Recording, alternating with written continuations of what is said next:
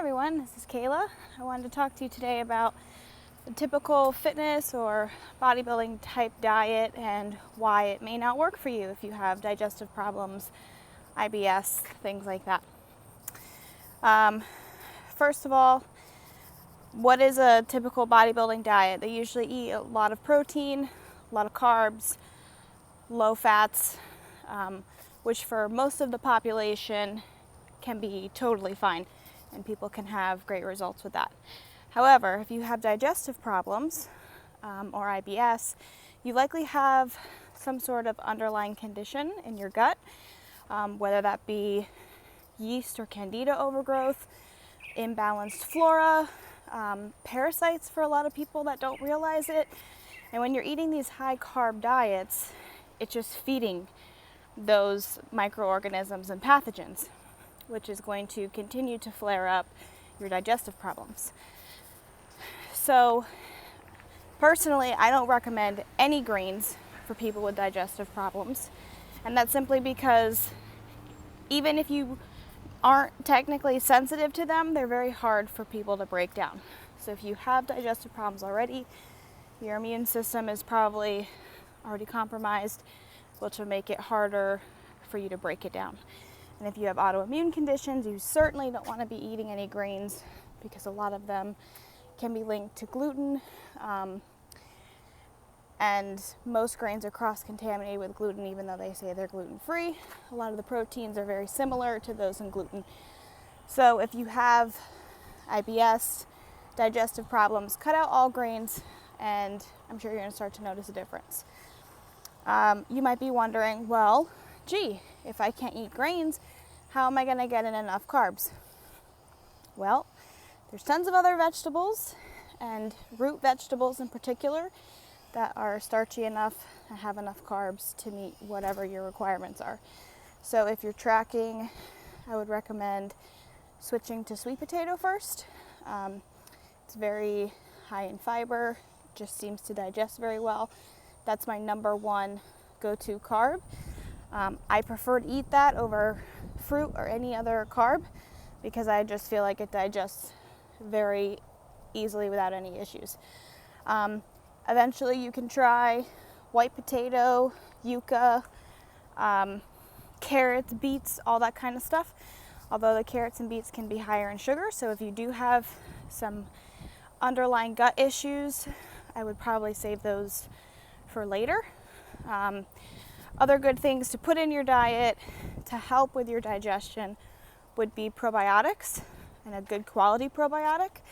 That might be hard to find if you're just going to CVS or Walgreens or Walmart or wherever and just picking one off the shelf. Not all probiotics are the same. I'm going to do another video on that, but basically you want to make sure that you're getting a reputable brand. Most cases, a pharmaceutical grade probiotic is pretty good. You want to make sure that it doesn't have any dairy or other allergens in there. Again, with the grains, you want to make sure that it's not produced in a factory that handles wheat and things like that.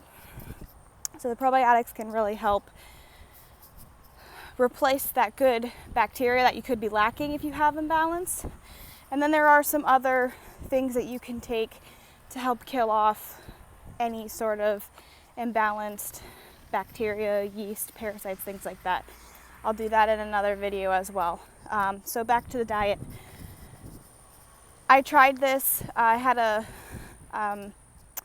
fitness model write me a diet and let her know ahead of time that I couldn't have a lot of foods just because of what's going on. I have celiac along with a lot of other food sensitivities. So she asked me which foods I could tolerate, which ones I couldn't. I let her know my number one thing obviously was gluten and dairy. And for breakfast, she wanted me to do 2 eggs, 3 egg whites, 2 slices of Ezekiel toast, which is gluten, and half a cup of berries. So not only is that grains, but it's a lot of carbs for one time. If you're training for a fitness competition, you're just gonna have to substitute different things if you have digestive problems, so that way you can make it to whatever your competition is. Also, if you're having issues with bloating, you want to make sure that your starches aren't too crazy high, and a lot of these bodybuilder type diets have you eating 200 to 400 or more carbs a day, which is a lot. So I would recommend going on the side of lower carbs, not anything that's too low. I mean, if you're working out hard, you do need carbs to recover, but choose a source that is not very high in sugar. Blueberries are great if you are going to have fruit, but keep it to a cup or less per day. And you have to do everything in moderation. Split up your carbs. If you have to eat 6 meals a day, then do it that way and have 20 carbs at a meal. That's, you know, a good part of a sweet potato, which is plenty. You're not going to be hungry on that. Plenty of healthy fats. I know fats are extremely controversial, especially when it comes to weight loss. So healthy fats are healthy, just like it says in the name. Coconut oil, olive oil, avocado, all great sources. I'm not telling you to go overboard with them. I'm not telling you to douse your food in them, but you can certainly have a couple teaspoons, tablespoon at a meal. That's not only going to help keep you fuller longer because of the fats, it slows your release of insulin, so you're not going to get that spike and then leave you hungry 30 minutes later. It's going to help to stabilize your blood sugar, but it's also going to give you a little bit more calories, which is going to help keep you fuller a little bit longer as well. Protein, you could go either way. I really believe that protein depends on how your body is. Some people can't digest high amounts of protein, others do fine with it. Also, eggs are a very, very common food allergy sensitivity. I couldn't eat eggs my whole life up until recent years. I literally had to cut them out of my diet for 2 years for my antibodies to them to go down enough for me to be able to tolerate them. So I would recommend, if you're having digestive problems, cut out the eggs for a bit too, and dairy, and see how your body starts to respond to that. If you feel like when you eat meat, it's sitting like a brick, you probably have low stomach acid or are lacking the enzymes to break that down properly, and that's why you're having that issue. So instead of just shoving more protein down your throat, I would recommend looking into a good digestive enzyme, gastric enzyme, or some digestive bitters to try and stimulate better bile flow, which is going to help you break down proteins and fats better.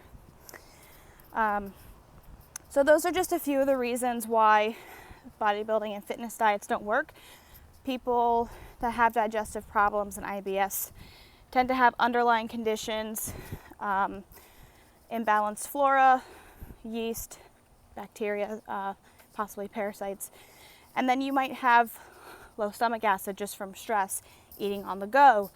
Other pathogens can lead to that as well, but that's a huge thing that most people don't realize. So if you're getting bloating a lot or any sort of digestive symptom, you got to start taking a good hard look at your diet, see what you're putting in your body, and start cutting out foods, grains, eggs, dairy.